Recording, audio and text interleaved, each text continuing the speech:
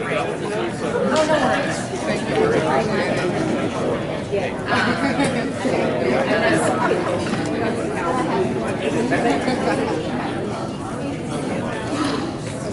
right, folks, we're going to get started so we can have as much time with Senator Cassidy as possible. So Senator Cassidy is a first-term senator. He was elected in 2014. He was previously in the state senate and in the U.S. House of Representatives.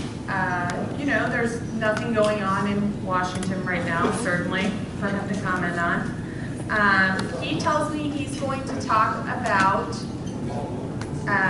his mental health bill, the GI Bill, repeal and replace, the National Flood Insurance Program, and rinse snapper. And then he is willing to talk about anything he gets asked about. So, without further ado, here he is.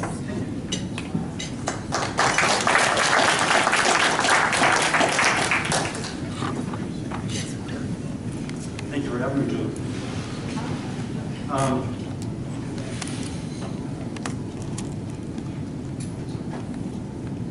Let me get my notes up. Someone asked me as I was walking up, and I hadn't planned to speak to this, but because someone asked, what about the events in Charlottesville? Let's just say they are reprehensible, and the degree to which one fringe group filled with hate says that they speak for all others, that is wrong. They don't speak for me, and I suspect they don't speak for you. And so just because someone asked about that earlier, I will comment on that first up. That said, I will do what Julia said I was going to try and do, which is try to speak to that which is coming to completion, because I'm in my third year now. We've been working on stuff the first 2 years. That which is right in the middle of it, and that which we think is going to be the discussion going forward. And so with that said, and I'll hit them, I'll hit high points, and I'll rely upon your questioning to bring out further detail. But again, I'm willing to speak of anything which you wish. Mental health. In 2016, Chris Murphy, a senator from Connecticut, and I collaborated on the Mental Health Reform Bill of 2016, which was put into the 21st Century Cures Act. It was said at the time by some to be the most significant reform of mental health services in the last 30 years. That is important. I will tell you that everyone in this room, and everybody who sees this on TV or over the internet, has a friend, a family member, some close acquaintance at least, whose life has been destroyed by serious mental illness. And as you might guess, the federal government spends all kinds of dollars. But as you also might guess, oftentimes it is duplicative, and it may work, or it may not. And I will say in Louisiana, when I spoke at the lower 9th Ward, Martin Luther King Community Center, and I said, everyone in this room knows someone whose life has been affected by addiction? Every head nods. And then I go to an affluent neighborhood north of Lake Pontchartrain. I say the same thing. Every head nods. This cuts across all of us. So I'm very pleased with the Mental Health Bill of 2016. And my goal is that the 18 or 20-year-old woman who has her first psychotic episode is her last psychotic episode. And every resource she needs to return to wholeness is concentrated around her so that she does once more become whole. And instead of an all too predictable path that we see now, in which her marriage breaks up, her kids go to foster care, she becomes homeless, instead is replaced with, again, a return to health and wholeness, so that when she's 50 years old, she looks back upon that first psychotic episode as her last psychotic episode and as a distant memory. That is my goal. Now let me give a few of the provisions. We encourage the integration of physical and mental health. Right now, before this was passed, if a family practitioner saw a patient for diabetes but found that she was psychotic, if he referred or she referred the patient to the psychiatrist that same day, the psychiatrist could not get paid, and so would have to refer to the emergency room.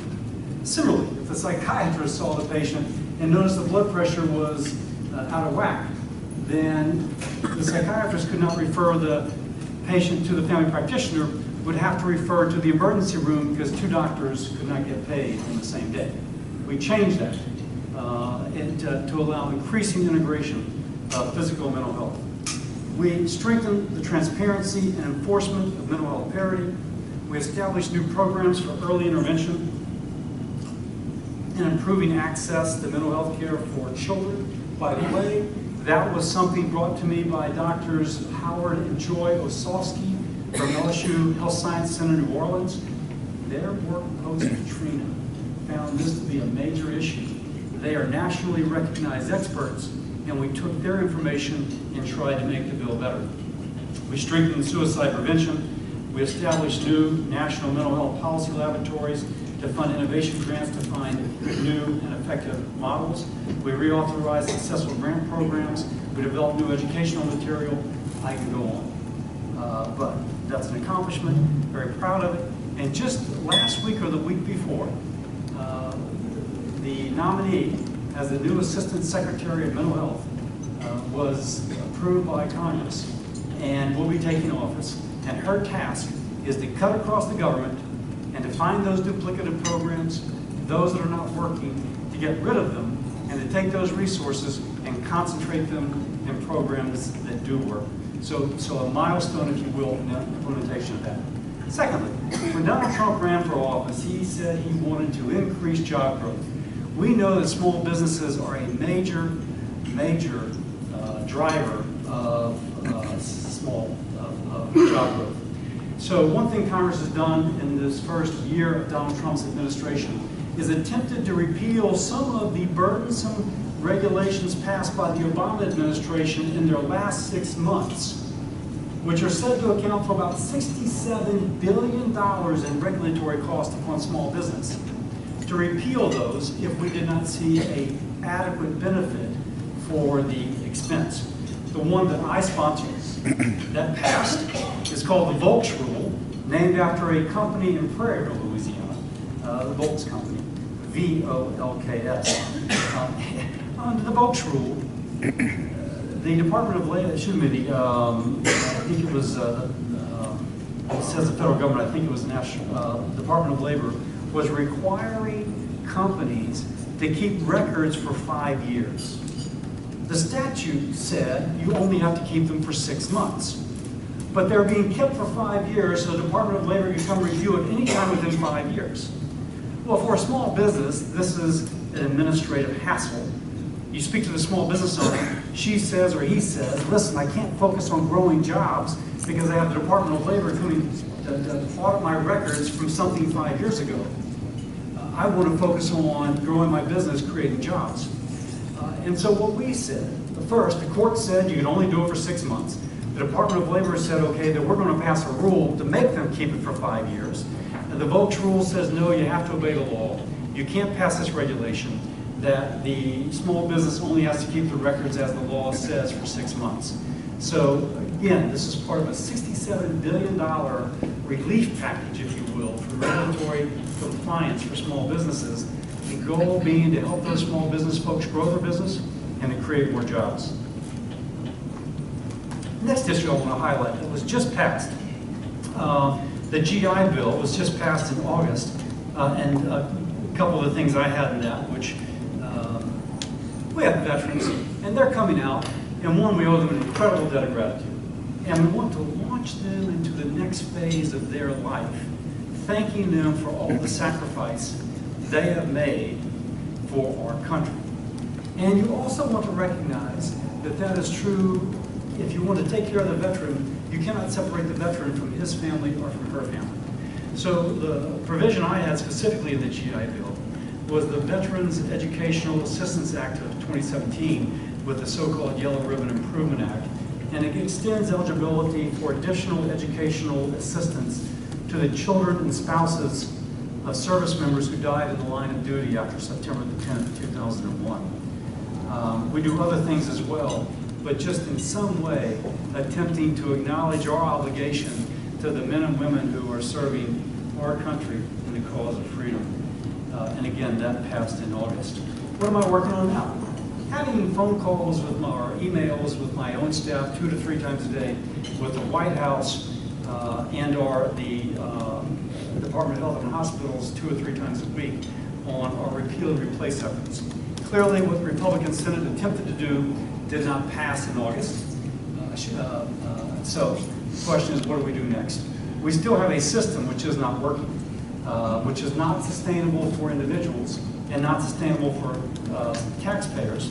The good example I have, and of course I misplaced it, to see if I can find it. Moon Griffon. I suspect folks in here know Moon Griffon. He has the radio show that you can call in during the midday.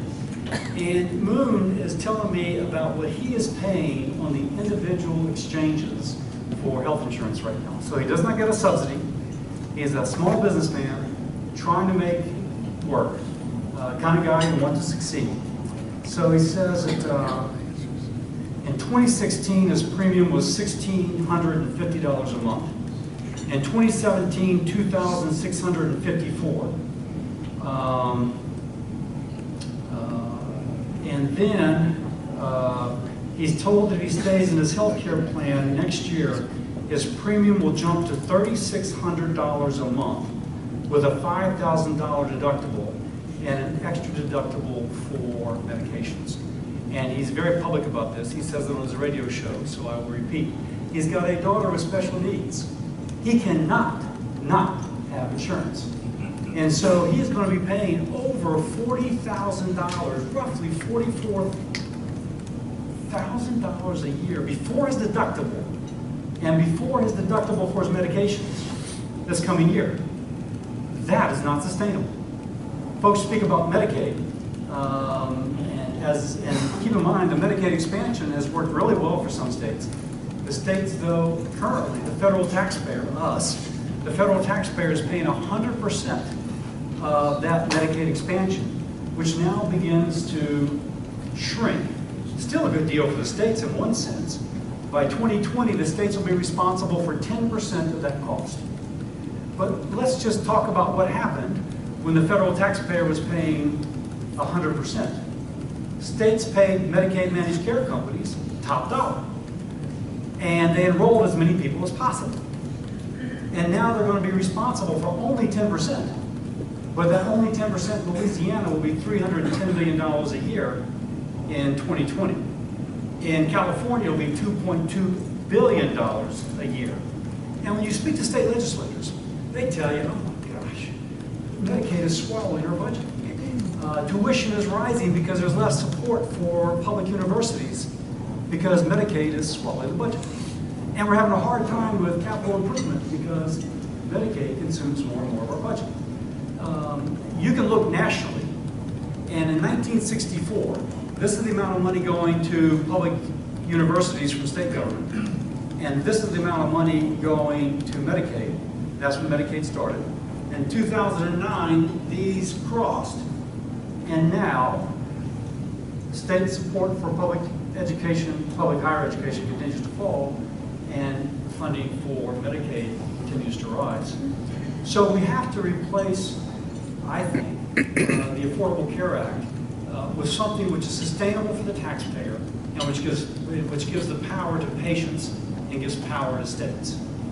If we can do that, and that's what we're working on, we can achieve President Trump's campaign pledges of continuing coverage, caring for those with pre-existing conditions, eliminating the employer and individual mandates, and lowering premiums.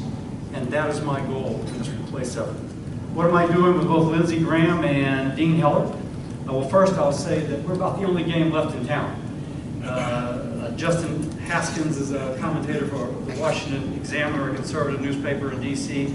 Ross Douthat similarly is for the New York Times. And both have basically said the only chance Republicans have left to replace would be the Graham-Cassidy-Heller amendment.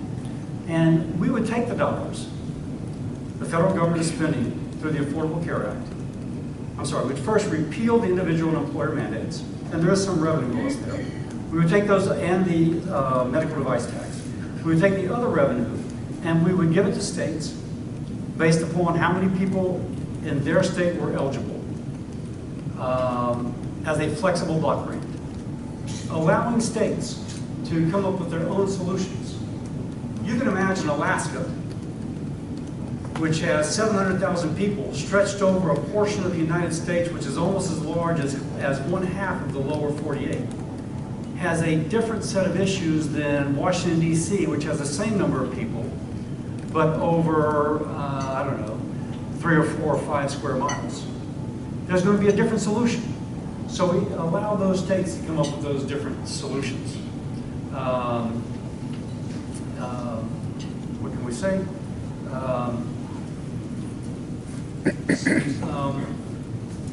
And if a state decided to continue to enroll somebody in Medicaid, they could. But if they decided instead, as Arkansas did, not to put them into Medicaid, but to put them in a Blue Cross insurance policy, they could do that as well. The state will come up with a solution that would work for their state. And again, I continue to speak with my staff several times a day on this, and to the administration several times a week. If we succeed in this, we will succeed probably by the end of September. And so we'll be rolling out our information and our formulas over the next couple weeks. The CBO has to score it, and then we'll consider it when we get back. It's not a guarantee, but one thing I will guarantee, that I'm going to continue to fight to come up with a plan that fulfills President Trump's campaign pledges and returns power to patients, returns power to states, and is both fiscally sustainable for the individual as well as for the state taxpayer.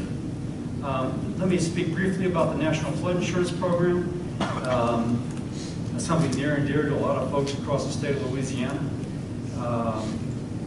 I've advanced a bill to reauthorize the National Flood Insurance Program, co-sponsored it with Kirsten Gillibrand, Senator from New York.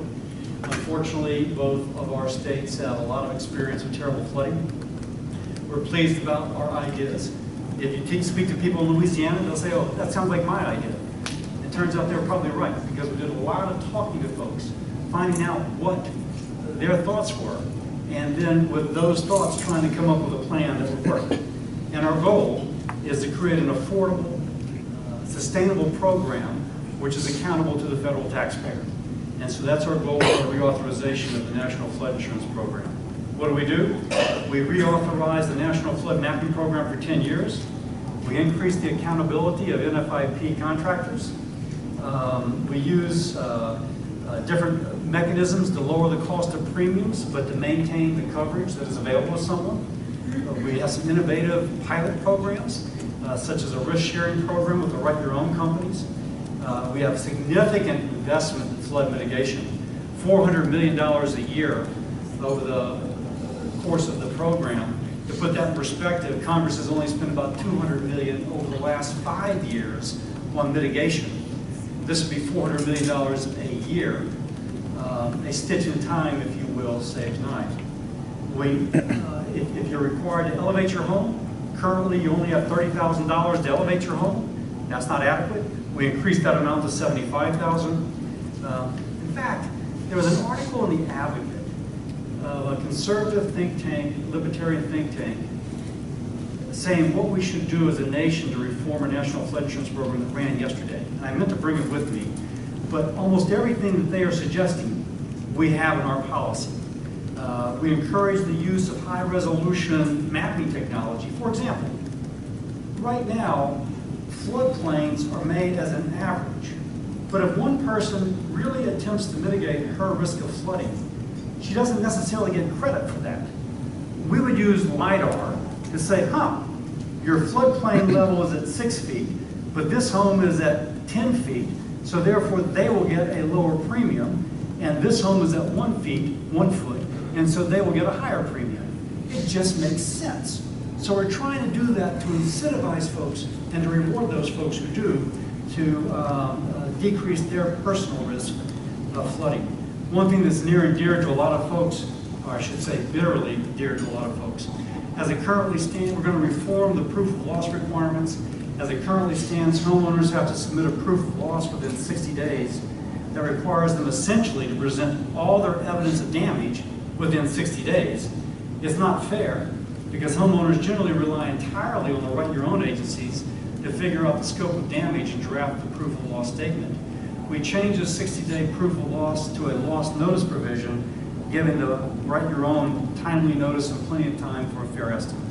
For folks right now who flooded in the great flood of last year, they will know exactly of which I speak. And lastly, just to mention, I guess as much conversation about this as almost anything else, we attempt to do something positive about access to red snapper. trying to increase the recreational access, if you will, for Louisiana families. And I introduced this with Garrett Graves and Senator Kennedy, Clay Higgins, Cedric Richmond are also on the bill. And we're just trying to give the state authority for red snapper management within 9 miles of the coastline, giving the state authority to set fishing seasons in a new area from 9 miles to depths of 150 feet, but no less than 25 feet.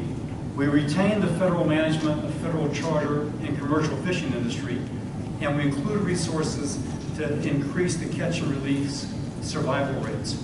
We do other things as well to protect the species, but we think it's a good bill. We've worked with stakeholders across the spectrum to find something that addresses the needs and concerns of stakeholders across the spectrum, but ultimately to increase access to recreational fishing for the folks of Louisiana and elsewhere. I'm proud of what we've been able to accomplish. Very honored the people of Louisiana have given me the privilege of representing them in Louisiana, representing the state of Louisiana in Washington, D.C. And I am doing my absolute best to honor the trust that they have given. That said, open up to any questions. And Julia, do I turn it over to you, or you tell me how I do this? Yes. I know lots of people want to talk to Senator Cassidy. We're trying to take questions from media organizations and press club members. So before you ask your question, if you could identify who you are, that would be very helpful. Thanks. Yes, sir. Long State, Hollywood Journal newspaper, Louisiana State Live paper. My question is, Canada is dumping lumber at a very low price in the U.S. market, and it's devastating the timber industry in Louisiana. It's a $2.9 billion industry. What are you guys doing about that? And secondly, what are you guys going to do about the national debt in September? Yes. So from the Piney Woods Journal, and representing the Piney Woods Journal, of course you might guess I'm repeating this for the people who are watching online and on television. What about Canadian dumping of lower cost lumber into the United States, undermining the kind of business model of our folks? You can probably add Brazil as well.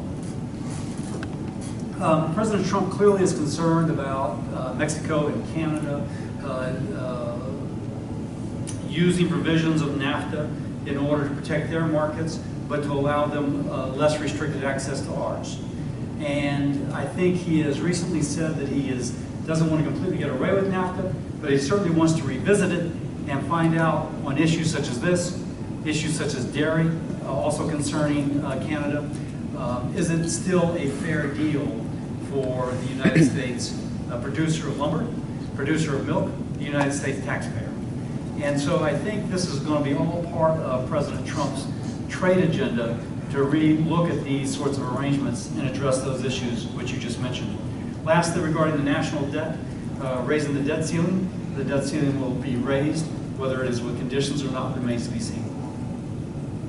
Yes, sir. Robert Burns with Sound Off, Louisiana. There are some reports that you are actively lobbying the Trump administration to appoint Stephen Street as the next U.S. attorney for the Middle District of Louisiana. Are they accurate?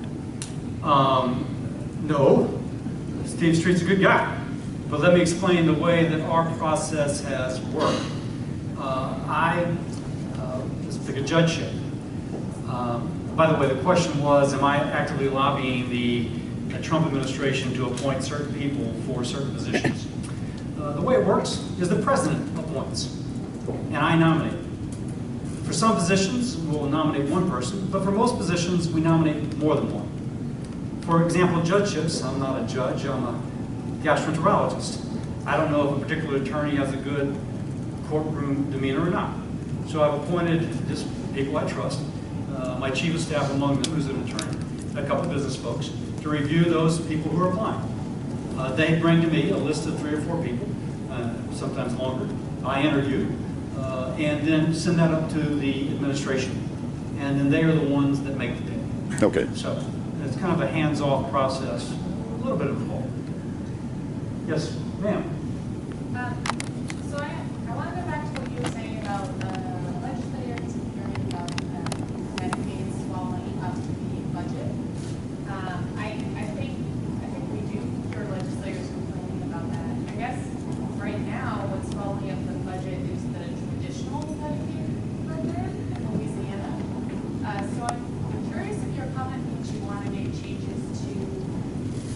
Medicaid as it's offered in the decades, or just to expansion? And can you be more specific about what those changes might be? Yeah, so Julia asked that, let me rephrase your question, but I think you'll accept the way I rephrase it. She asked about different parts of Medicaid. And if you will, there are different types of Medicaid.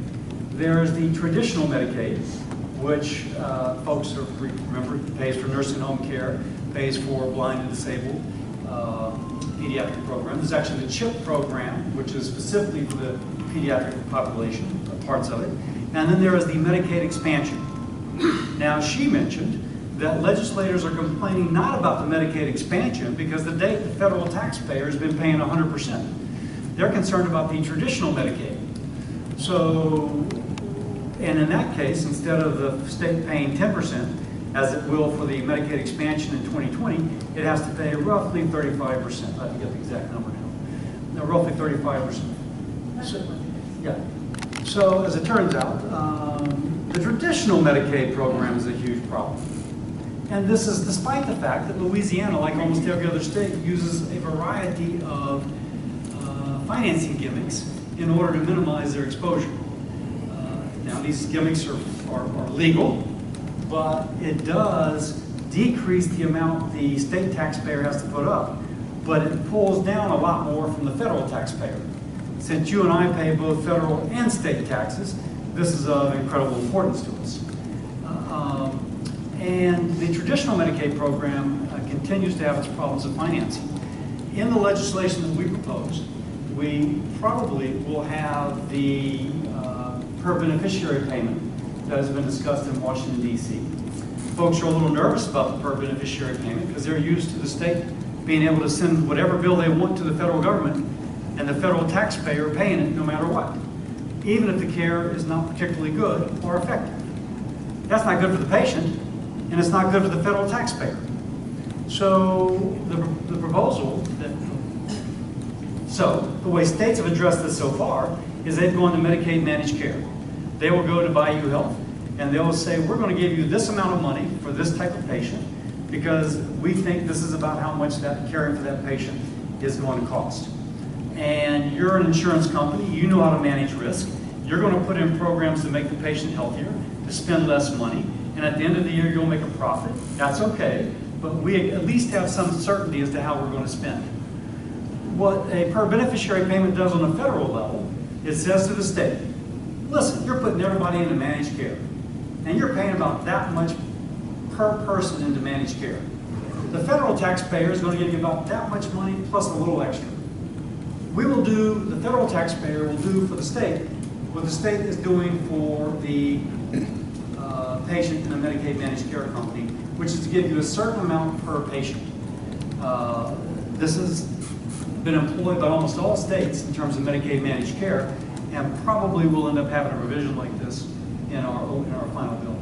So are you looking at changing in your bill both Medicaid and Medicaid expansion, how they operate now? So the question is, are we changing both Medicaid expansion and traditional Medicaid, how they operate now? Not for all of it.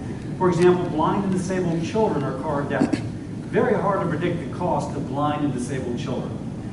So they are carved out of any sort of per beneficiary payment. There's a couple other populations which are carved out. Anyone else? Yes, sir.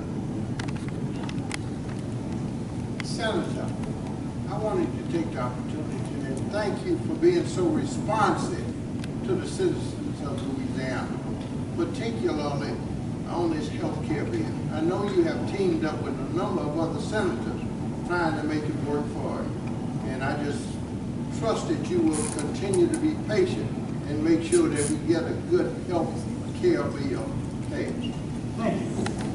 That is my goal. The question, the comment was observing and thanking that I've attempted to work with other senators in the repeal replace effort. What I mentioned about Moon Griffon paying over $40,000 a year for his premium, that is not unique to Louisiana. There are 11 states in which the individual market is said to be failing. That does not include Louisiana, even though someone like Moon is paying over $40,000 a year. That is not considered failure. To show you kind of the problems that are present in the individual market. And I have reached out to both Republican and Democratic senators trying to find common ground.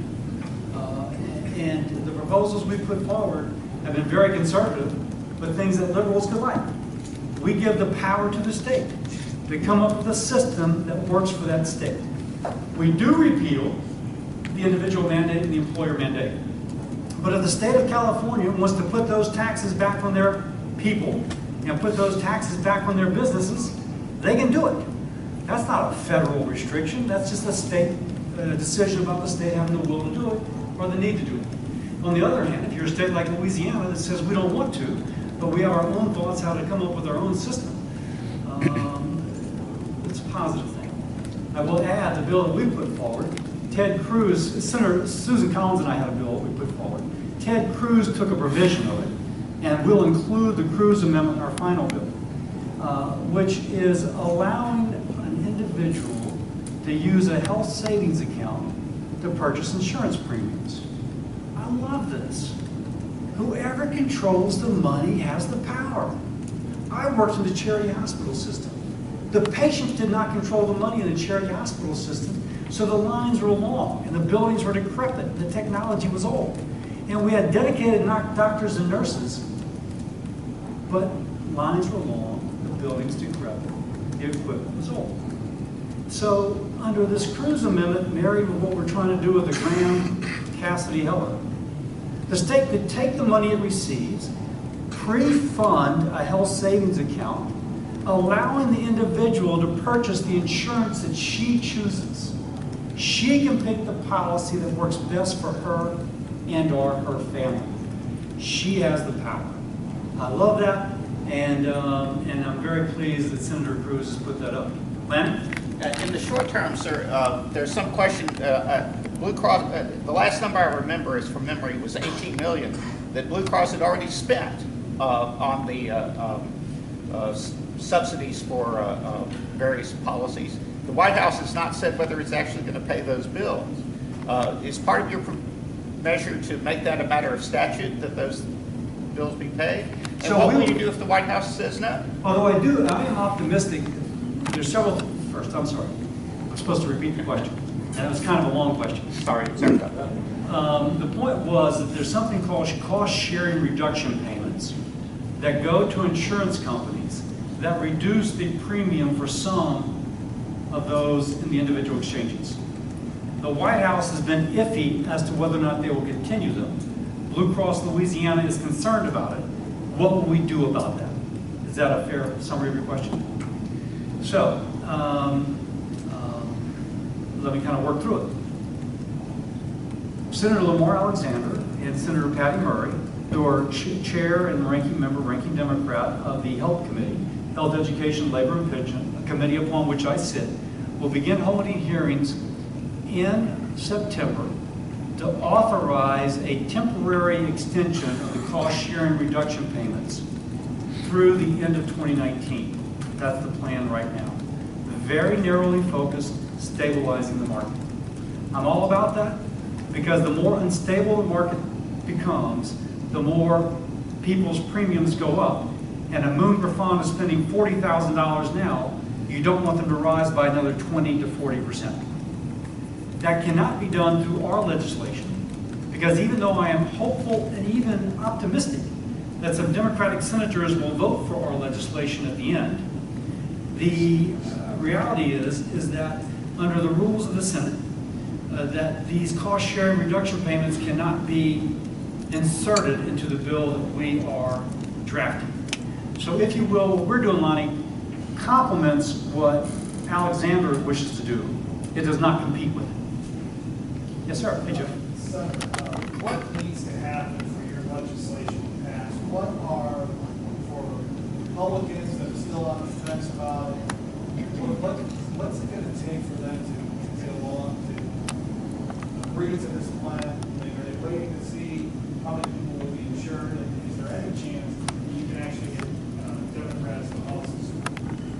So Jeff's question is what would it take for, I'm pretty sure you meant the repeal, Yes. the Obamacare repeal legislation to pass. Right. Have good legislation. So that's the key thing. The legislation that we have now would take the dollars the federal government is spending on the Affordable Care Act, and after repealing the individual and employer mandate and the medical device tax, take the remaining dollars and spread them evenly across the United States, no matter where that American who needs assistance lives. Under the current system, Massachusetts it's an expansion state. And I'll be a little rough on these statistics, but conceptually I'm right. Pennsylvania and Massachusetts both expanded Medicaid. Pennsylvania has roughly double the population of Massachusetts, but Massachusetts receives about 2 times more money than Pennsylvania does under the provisions of the Affordable Care Act. Massachusetts has an incredible expensive cost of care, and they have figured out how to maximize federal dollars. That is not fair.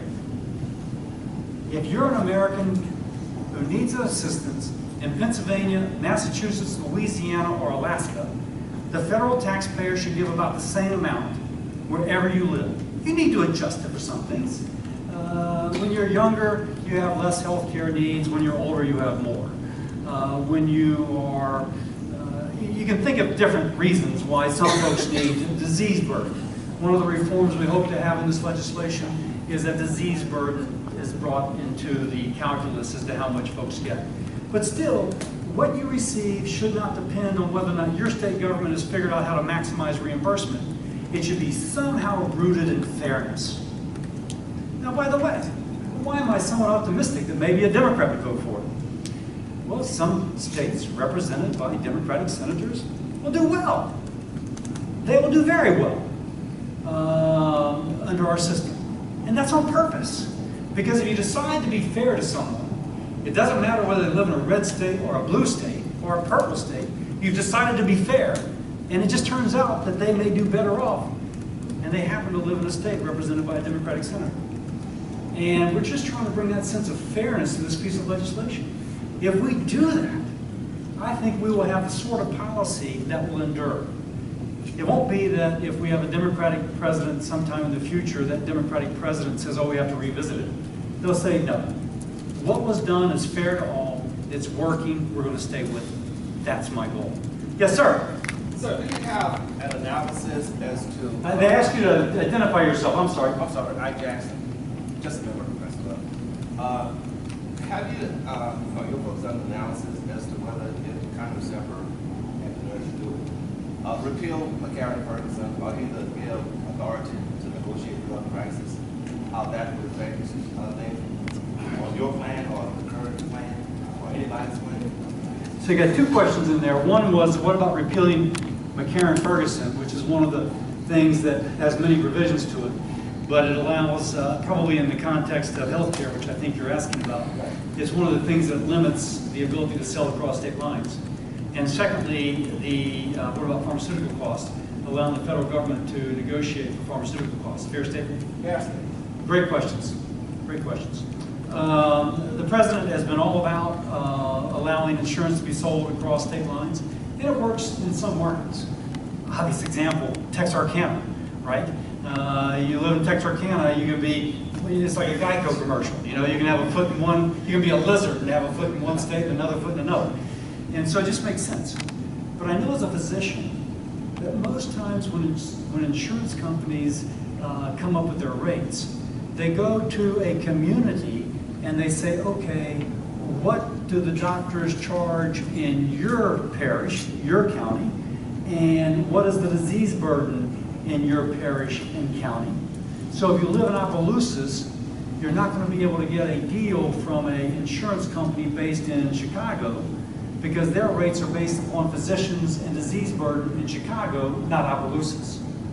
So I do think there will be some provisions, either in our bill or other bills, allowing states to sell across state lines, but you'd have to give the insurance company the ability to refuse, because if they have come up with an analysis that works in Chicago but not in Opelousas, they shouldn't be required to sell in Opelousas nor vice versa. That's first.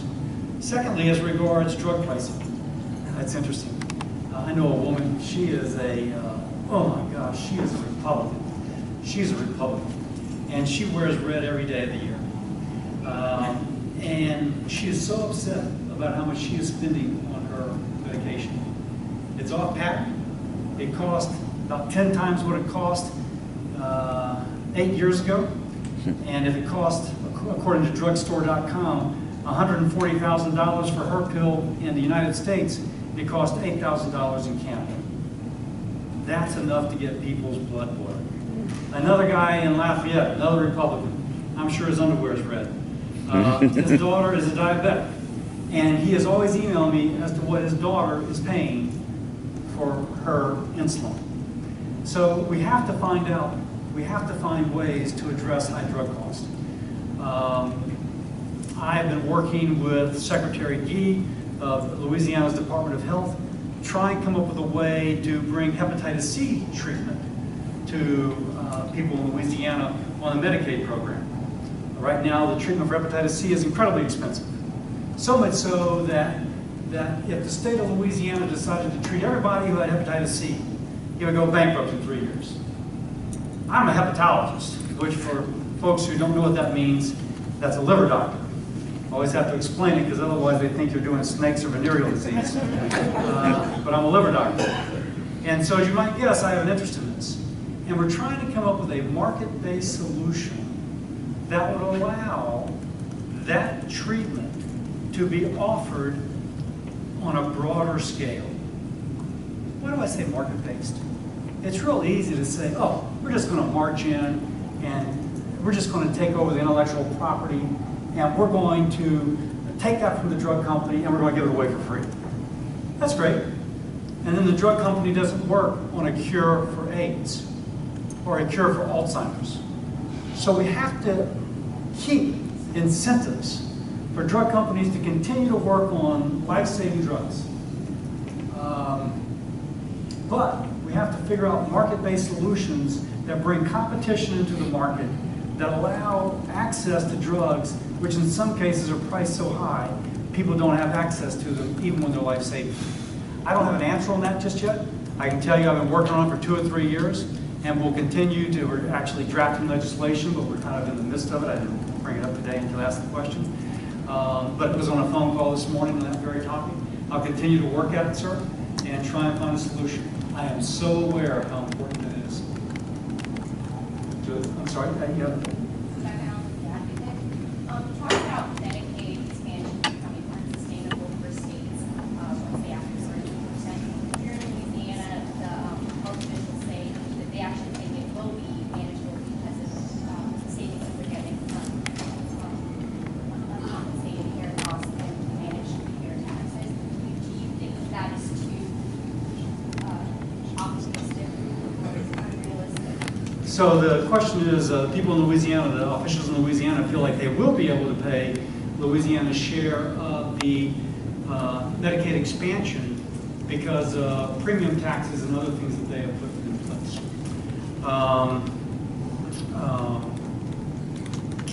First, let me say in general, Medicaid is like a black hole. It just sucks in every other source of expenditure. And if your society has a certain amount of tax burden, the more of your tax burden you devote to any one thing, there is less available for others. So it may be they have premium taxes and provider taxes that can currently pay or will are projected to pay for most of Louisiana's share of the Medicaid expansion population. But I will say there's no free lunch.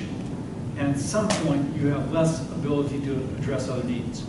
But secondly, let's look at these mechanisms that are being used, because this concerns us as federal taxpayers. I'm speaking not as a state taxpayer, but as a federal taxpayer. The way that states have paid their share of what they need to pay to pull down federal dollars are by what are called financial gimmicks. So they levy a 6% increase on a tax, if you will, a 6% tax on what The hospital has to pay per bed. And so the state gets all this money in, and they put that money back up to the federal government. But then they increase their payments to the hospital by enough that the hospital is held harmless. So the hospital on net does not pay a tax. Now you can say, well, that's a great deal for the state. Well, they do pay a tax, but they're held harmless, so it really doesn't deprive them of working income. Now you can argue and say, well, isn't that a great deal for the state? Not a great deal for the federal taxpayer. We, as federal taxpayers, are seeing more and more of our federal tax dollars going into Medicaid, Social Security, interest on the debt. And it's important to pay the interest on our debt. Medicaid, important program. But the amount of money our country has left over to spend on the Army Corps of Engineers is declining. The amount of money we have left on defense is decreasing. The amount of money we have left on spending on anything else is being shrunk because so much is being spent every place else. So my goal is, how do we find a way to sustain and strengthen these important programs? They're providing support for Americans who need it, but in a sustainable way, which doesn't just see this as an economic development project, let's pull as much money as we can from the federal taxpayer, again, that's you and me, in order to float the boat in the state. That may work for the state, but it doesn't work for the country. And it may work for state government's budget, but it doesn't work for our personal budget, because ultimately we pay more in federal taxes. I could go on, but I think that's kind of a second order response. I am told I am out of time. But I thank you all so much for your attention, for the questions, and for the opportunity to communicate with you. Thank you.